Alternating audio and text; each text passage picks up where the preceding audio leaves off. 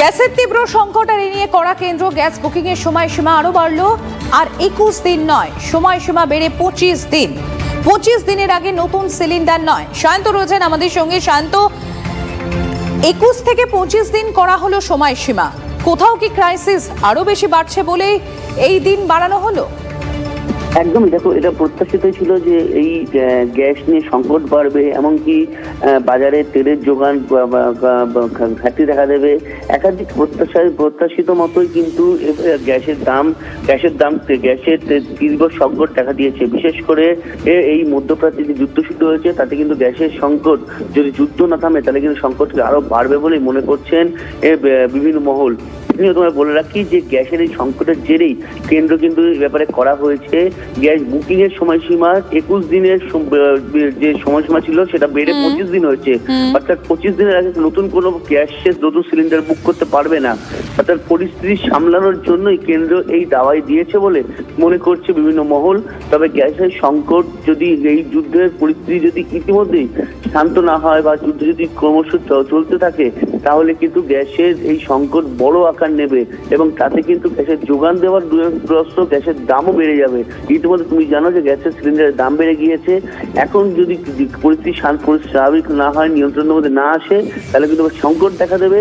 তখন কিন্তু বুকিং করলেও গ্যাস মিলবে না বলে মনে করছে বিভিন্ন মহল এবং রাজনৈতিক ভাবেও সেই মোকাবিলা করা সম্ভব হবে না বলেও মনে করছে বিভিন্ন রাজনৈতিক দলগুলিও। ধন্যবাদ শান্ত, নজর থাকবে আমাদের। যুদ্ধের আবহে একটা খুব ইমার্জেন্সি পিরিয়ড চলছে। অনেক জাহাজ আমাদের আটকে আছে, এলপিজি এবং ন্যাচারাল গ্যাসের জাহাজ আটকে আছে ইরানের কাছে হরমুজ প্রণালীতে। সেখান থেকে জাহাজগুলো রিলিজ করানোর চেষ্টা করা হচ্ছে, কিন্তু অ্যাট দ্য সেম টাইম অন্য জায়গার থেকে বা অন্য রুট দিয়েও জিনিস আনার চেষ্টা করা হচ্ছে। সেক্ষেত্রে হয়তো আমাদের আনার খরচাটা বেড়ে যাবে। বিশেষ করে গৃহস্থালী গ্রাহক যাতে অসুবিধায় না পড়ে সেই প্রচেষ্টা করা হচ্ছে। আজকে এই যে সব নিয়মগুলো করা হচ্ছে, যে 25 দিনের যে একটা ক্যাপিং করেছে, আগে এটা 21 দিন ছিল, এখন 25 দিন করেছে। এই যে ক্যাপিংটা করেছে এটা ওই জন্যেই। এক ধাক্কায় 7 টাকা বেড়েছে রান্নার গ্যাসের দাম। পশ্চিম এশিয়ায় যুদ্ধ পরিস্থিতির জেরে বা তেলের দাম বৃদ্ধি নিয়ে উদ্বেগে আম জনতা। গভীর রাতেও কলকাতায় পেট্রোল পাম্পের সামনে লম্বা লাইন। পশ্চিম এশিয়ায় যুদ্ধ পরিস্থিতির কারণে জ্বালানি সরবরাহ ব্যাহত হওয়ার আশঙ্কা। দাম বৃদ্ধির আশঙ্কায় রাতেও শহরের পেট্রোল পাম্পে ভিড় আম জনতা। এক ধাক্কায় 7 টাকা বেড়েছে রান্নার গ্যাসের দাম। পশ্চিম এশিয়ায় যুদ্ধ পরিস্থিতির জেরে বা তেলের দাম বৃদ্ধি নিয়ে উদ্বেগে আম জনতা। গভীর রাতেও কলকাতায় পেট্রোল পাম্পের সামনে লম্বা লাইন। পশ্চিম এশিয়ায় যুদ্ধ পরিস্থিতির কারণে জ্বালানি সরবরাহ ব্যাহত হওয়ার আশঙ্কা। দাম বৃদ্ধির আশঙ্কায় রাতেও শহরের পেট্রোল পাম্পে ভিড় আম জনতা।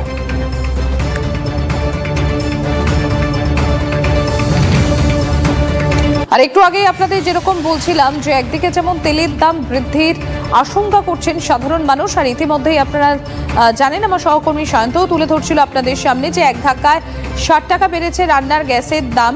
পশ্চিম এশিয়া যুদ্ধ পরিস্থিতির জেরে বা তেলের দাম বৃদ্ধি নিয়েও উদ্বেগ আম জনতার মধ্যে। এদিকে আপনাদের জানিয়ে রাখি, পেট্রোপণ্যের দাম বৃদ্ধির আশঙ্কা করছেন আম জনতা। উদ্বেগ বাড়ছে, কলকাতার রাতে পেট্রোল পাম্পে লম্বা লাইন।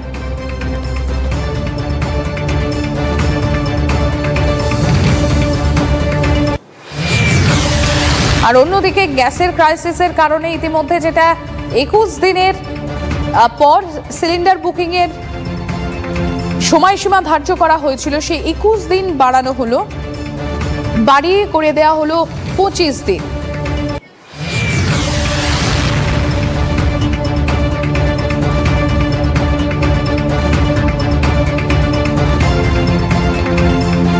সত্যজিৎ রয়েছেন আমাদের সঙ্গে। সত্যজিৎ, একদিকে যেমন আমরা ইতিমধ্যেই দেখেছি গ্যাসের দাম বেড়ে গিয়েছে, কোথাও একটা উদ্বেগও কাজ করছে মানুষের মধ্যে, কারণ যেটা 21 দিনে বুকিং হচ্ছিল সেটা আবার 25 দিন করা হয়েছে।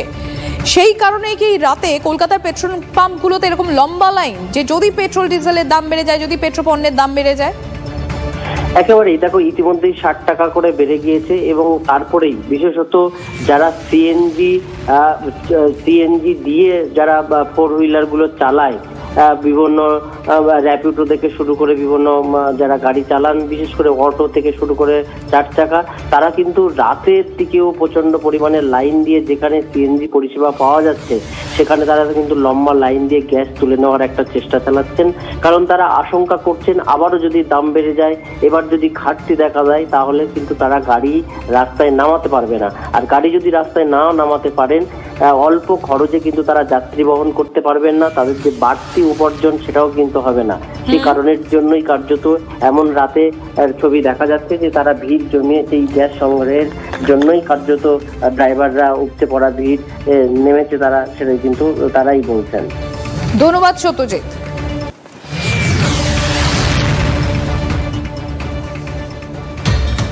গ্যাসের তীব্র সংকটে দেশের প্রধান দুই শহর, হোটেল ব্যবসার লাটে ওঠার মুখে মুম্বাই বেঙ্গালুরুতে।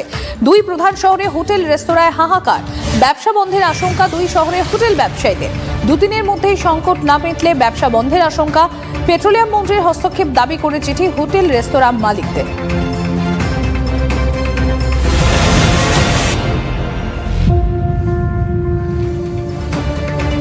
তেলের